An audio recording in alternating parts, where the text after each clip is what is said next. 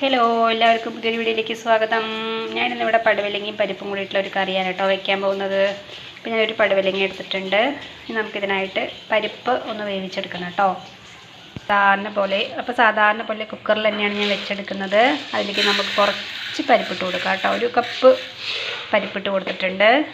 ഇത് നന്നായിട്ടൊന്ന് കഴുകിയിട്ട് വരാം.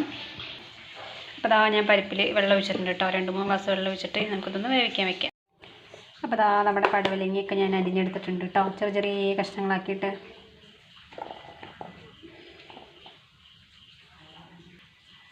ഇനി നമുക്ക് നന്നായിട്ട് ഇത് വൃത്തിയായിട്ടൊന്ന് 2-3 പ്രാവശ്യമായിട്ട് കഴുകിയെടുക്കാം. അപ്പോൾ നമ്മുടെ പരിപ്പോടെ ഒരു 4 വിസിൽ വന്ന് ഞാൻ ഓഫ് ചെയ്തിട്ടുണ്ട് കേട്ടോ. നമുക്കിത് മെല്ലെ ഒന്ന് തുറന്ന് നോക്കാം.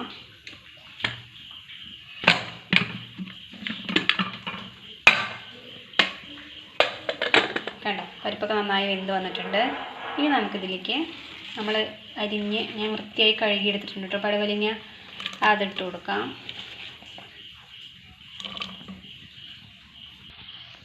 അപ്പോൾ ഞാൻ പടുവലങ്ങ മുഴുവനായിട്ട് ഇതിലേക്ക് ഇട്ട് കൊടുത്തിട്ടുണ്ട്.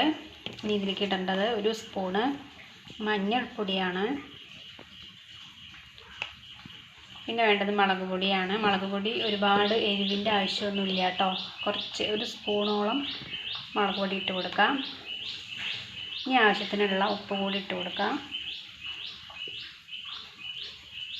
ഇനി നമുക്കിതിലേക്ക് ആവശ്യമുള്ള വെള്ളം ഒഴിച്ച് കൊടുക്കണം കേട്ടോ. ഈ വെള്ളം പോരാ, അപ്പോൾ 1-2 ഗ്ലാസ് വെള്ളം കൂടി എക്സ്ട്രാ ഒഴിച്ച് കൊടുക്കാം. ഞാനിപ്പോൾ ഒരു 3 ഗ്ലാസ് വെള്ളം ഇതിലേക്ക് ഒഴിച്ച് കൊടുത്തിട്ടുണ്ട് കേട്ടോ. ഞാൻ പച്ചവെള്ളം തന്നെയാണ് ഒഴിച്ചിരിക്കുന്നത്. ചുടുവെള്ളം വേണമെങ്കിൽ ചുടുവെള്ളം ഒഴിച്ച് കൊടുക്കാം. ഇനി ഇതൊന്നും കൂടി വിസിൽ വരണം. കണ്ടോ, ഇനി നമുക്കിത് അടച്ച് വെച്ചിട്ട് ഒരു 2 വിസിൽ വരണ വരെ വേവിച്ചെടുക്കാം കേട്ടോ. നമുക്കിതിലേക്ക് തേങ്ങ അരച്ച് വയ്ക്കണം കേട്ടോ. അപ്പോൾ ഞാൻ ഒരു മുടി തേങ്ങ എടുത്തിട്ടുണ്ട്. ഇതിലേക്ക് കുറച്ച് ജീരകം ഇട്ട് കൊടുക്കാം. നല്ല ജീരകമാണ് കേട്ടോ, പെരുംജീരകമല്ല. നല്ല ജീരകം കൂടി ഇട്ട് കൊടുക്കാം. ഇനി നന്നായിട്ടൊന്ന് അരച്ചെടുക്കണം കേട്ടോ നമുക്ക്. അപ്പോൾ നമ്മുടെ പടുവലങ്ങയൊക്കെ ഒരു 4 വിസിൽ വന്നിട്ടുണ്ട് കേട്ടോ. 2-3 വിസിലൊക്കെ വേവും. നമുക്കിത് തുറന്ന് നോക്കാം.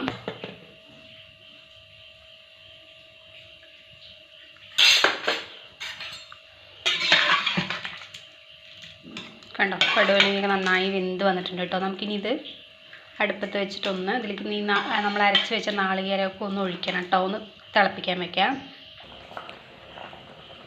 നമ്മുടെ കറിയൊക്കെ നന്നായിട്ട് തിളച്ച് വന്നിട്ടുണ്ട് കേട്ടോ. നമുക്കിനി ഇതിലേക്ക് അരച്ച് വെച്ചിരിക്കുന്ന തേങ്ങ ഒഴിച്ചു കൊടുക്കാം. വെള്ളമൊക്കെ നോക്കി ഒഴിക്കണം കേട്ടോ. ഒരുപാട് വെള്ളത്തോടെ വെച്ച ഈ കറി ടേസ്റ്റ് ഉണ്ടാവില്ല. കുറച്ച് കുറുകിയിരിക്കുന്നതാണ് ടേസ്റ്റ്. തേങ്ങ ഒക്കെ ഒഴിച്ച് ആവശ്യത്തിന് വെള്ളമൊക്കെ ഒഴിച്ചിട്ട് നമുക്ക് നന്നായിട്ട് ഇതൊന്നിനെയും കൂടി തിളപ്പിച്ചെടുക്കാം കേട്ടോ.